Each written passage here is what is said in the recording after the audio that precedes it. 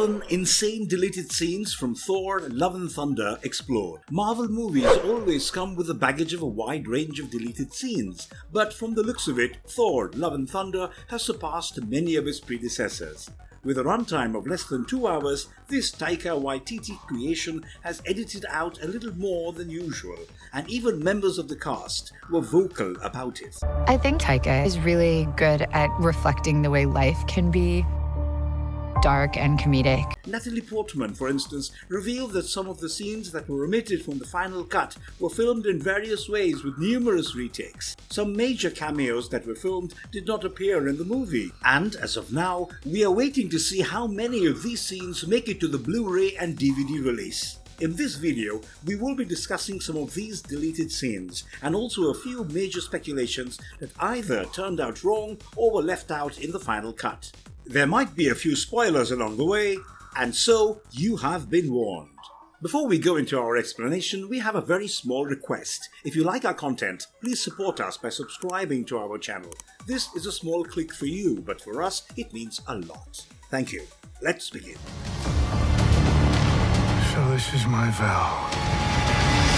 All gods will die. Tattoo removal scene of Gorr, the God Butcher. You may like the movie Love and Thunder, or you may hate it, but there is simply no denying the fact that the film was a thorough entertainer suitable for watching with your whole family. However, there is always a price to pay to make things appropriate for kids. Christian Bale has revealed that his on-screen character Gorr, the God Butcher, had a rather gruesome sequence that was edited out from the final cut. Gorr starts his journey as someone highly religious and devoted to his own god. A string of tragedies, including the trauma of losing his daughter before his eyes, made him repulsive towards all godly entities. After combining with a necrosword, he gained the powers required to slay gods, and from a spiritual fellow, he turned into a violent extremist. Counting on that. In the later stages of the movie, you can see a lot of scars on Gorr's face and body, and this is where there were several tattoos previously. These tattoos were a symbol of his devotion and displayed his piousness, but the changes in his character prompted him to get rid of them in a rather drastic manner. It was planned that Gorr would scrape off the tattoos from his body, resulting in all the scars.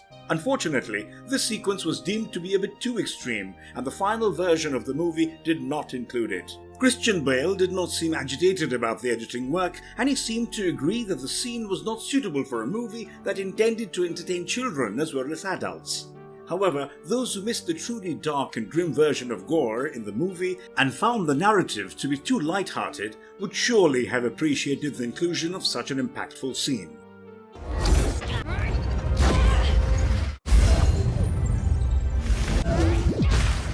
Captain Marvel and the Valkyrie relationship. The chance of a relationship brewing between Captain Marvel and Valkyrie was considered ever since Valkyrie's sexuality became an open secret. While this is not actually a deleted scene, it is one that kept the rumor mills running overtime. This was one of the most talked about possibilities for the movie Thor, Love and Thunder, but nothing of that sort happened. Tessa Thompson, who plays the role, is actually optimistic that such a story arc could be explored in the future. Before the release of the movie, she had revealed in an interview that the sexuality of Valkyrie would become a major plot point in the film. Since we don't see anything like that, it can be assumed that things were either edited out or never considered for filming in the first place. She kept her fans guessing with a statement that finding a romantic match for herself did not define her character, and she still remains a fabulous queer character who is open to finding love. The film does show that Valkyrie has her hands full with the duties as the leader of New Asgard in Thor's absence. She continues to be a badass warrior, and with the responsibilities on her, maybe it will take some time before she can allow herself the privilege of romance. She did have a genuine friendship developing with Jane in the movie, and their bonding was fun to watch. Tessa Thompson has stated that she wouldn't mind Valkyrie romancing Captain Marvel in the future, especially because Brie Larson, the actress playing the role, is a dear friend of hers. Get back to the pod. Peter Dinklage as Eitri.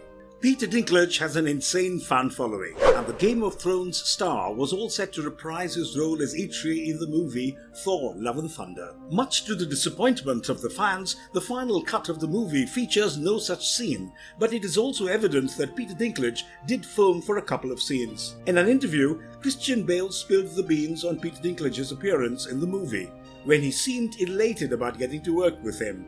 Even the actor had hinted about his comeback when asked a question regarding the same. Eitri previously appeared in Avengers: Infinity War, where the King of the Dwarves helped in the creation of Stormbreaker for Thor. While we see both the Mjolnir and Stormbreaker in Love and Thunder, Eitri's role has been edited out, probably because they wanted the runtime to be crisp and concise. It would have made more sense if Eitri helped in the restoration of the Mjolnir, rather than everything happening magically all of a sudden. When people saw the cracks on the Mjolnir in the trailer, they started believing that the iconic Peter Dinklage would be yet seen in action. And all these fans would have to return home dejected because of the rampant cuts that the movie suffered. Why are you handing me the melt stick? He was interrupting. That's not a capital violation. Jeff Goldblum as the Grandmaster. Jeff Goldblum was very impressive as the comical Grandmaster in Ragnarok, the ruler of Sakaar, where Thor found himself among the likes of Valkyrie and Hulk. The fans were rooting for a reprisal of the role, and before the release of Love and Thunder, the rumors were suggesting that the actor was indeed going to be a part of the movie. He even shot for a few scenes, and Christian Bale was excited about getting to work with him. Taika Waititi initially planned to bring back some of the evergreen characters from the previous adventures of Thor, and the Grandmaster was always in the scheme of things. It turned out to be a bummer when we discovered that the final cut of the movie decided to chop off these bits. Since the tone of the film is purposely kept light-hearted, a character as witty and quirky as the Grandmaster would have certainly added to the comedy value. Maybe the reasons behind the omission could be something that only the director can answer best, because it is beyond us. As of now, it just seems to be a rather long wait before we see him again in Marvel colours. Everyone who isn't us is an enemy.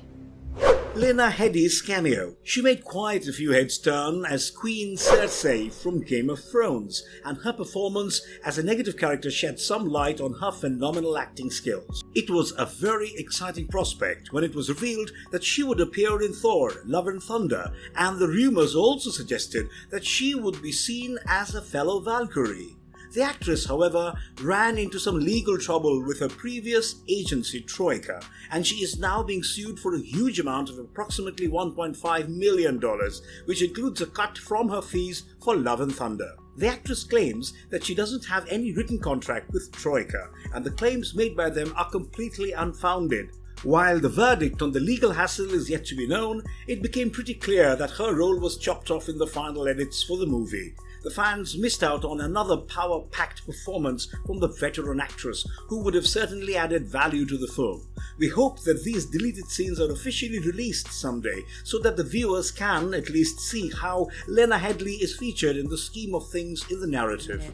I mean, saving lives she's quite good at, but the rest of it, she needs work. How many catchphrases have there been? A lot. Jane and Valkyrie's deleted scene. After a series of deleted cameo performances, let us focus on some of the on-screen characters with major scenes chopped off. We have already mentioned how Natalie Portman was vocal about substantial footage not making the final version of the film. Taika Waititi apparently prefers to film many of the scenes in different ways, and some of these are always up for sacrifice. While some deleted scenes got featured in the movie through an alternate version, a few others were skipped altogether. These included a few sequences featuring Jane and Valkyrie, and it becomes clear when you watch the movie. The greatest team ever. Are you packed? Yes. We see a great bond developing between the two, but it never really explores the root of their friendship.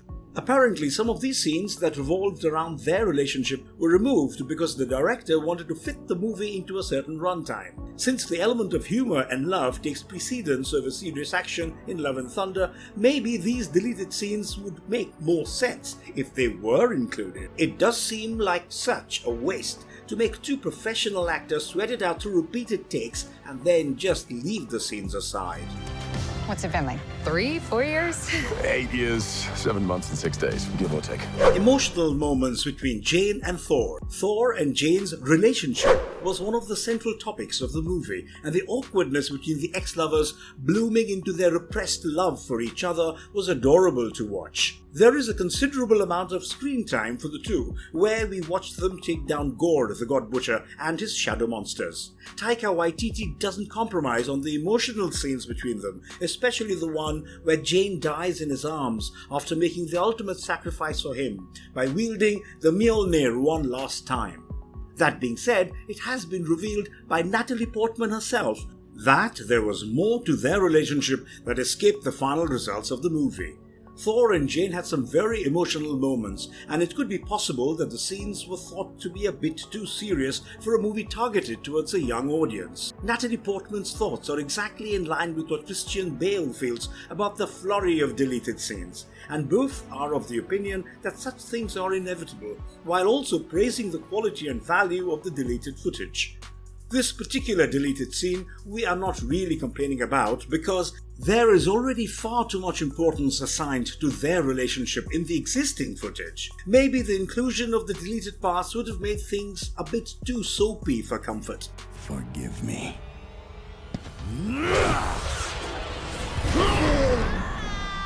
Beta Ray Bill, the Thunder God deleted cameo. This is a character that the fans had been waiting for eagerly to be part of the MCU. This horse-headed Corbinite alien was deemed by Odin to be fit for possessing Thor's powers, and he had been the alternate Thunder God in the comic books. The Stormbreaker that Thor currently uses in MCU was actually wielded by Beta Ray Bill, and there couldn't be a better helping hand for Thor in his fight against Gorr the God Butcher. The character came very close to having a cameo appearance in Ragnarok, but the creators decided against it because they wanted to use him in a greater capacity.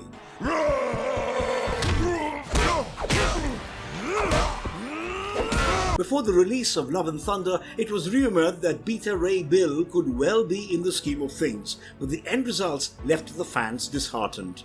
It seemed like Marvel once again gave us a miss on this one, and it could well be due to the extravagant CGI required to portray him on screen. That being said, it can be debated how such a big budget venture would shy away from bringing him into the story arc simply because of the cost involved. While you will not see him in Love and Thunder, it can be said with certainty that his appearance would have been a real showstopper for the movie. I'm gonna ask you this one time. Where is Gamora? Yeah, I'll do you one better. Who's Gamora? Gamora from New Reality.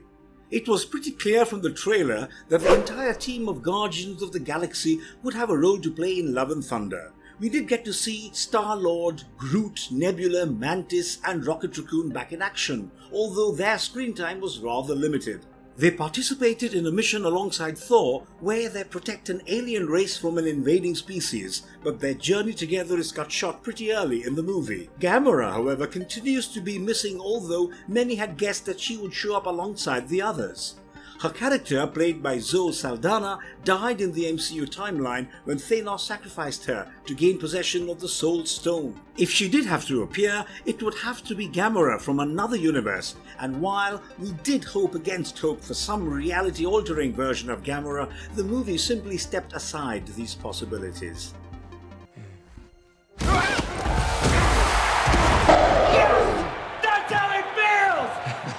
I'm just a huge fan of the sport. Comeback of Loki. Is Loki truly gone from MCU? This has been a question that stirred up furious debates on the internet, and the fans are divided on their opinion over this. Tom Hiddleston, who plays the role, was last seen in the Disney Plus series, but the MCU timeline saw him being killed by Thanos. The actor stated in an interview that he wasn't too sure about being part of Love and Thunder, but that didn't stop the rumors from going strong about a possible return. He has always been a part of all Thor movies in some capacity, and the prediction suggested that we could expect a return of Loki in this film. However, the rumors turned out to be baseless because Tom Hiddleston never filmed for Love and Thunder, and you don't have a single scene featuring him in the movie. Quite the revelation since we last spoke. Hello. Hi. It surely would have been fun to watch the brotherly banter between Thor and Loki, but that was not to be. The only hint of Loki we get to see is Matt Damon playing the role of a comical play organized in New Asgard as part of his brief cameo. During the infamous scene where Thor is disrobed by Zeus in Omnipotent City, we get to see that he has a tattoo tribute remembering his brother on his back. Loki is going to be seen in Season 2 of the Disney Plus series, and since it has been stated that Thor will be back, we can hope for his return in the MCU timeline as well.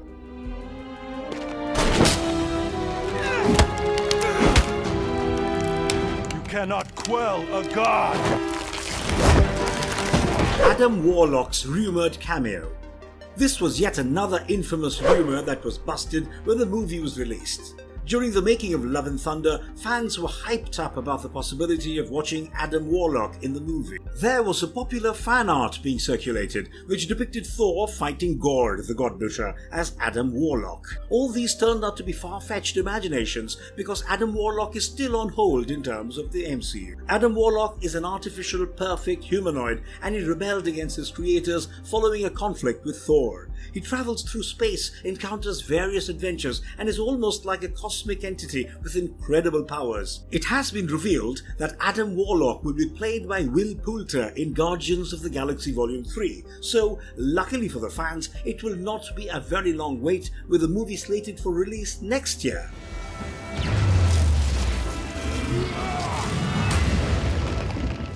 Marvelous verdict.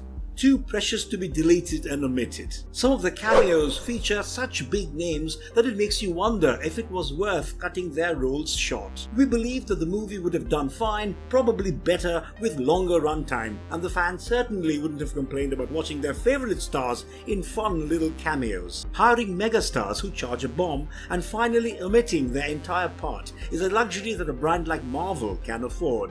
Do let us know in the comments below about the deleted scenes and cameos, and also let us know about the ones that you would have loved to see the most. And if you liked our content, don't forget to leave a like and subscribe to us if you haven't already. Have a good one and be safe. Thanks everyone. And giant goats! Oh, look at those! They are wonderful! Yes, they are. They also scream quite a lot.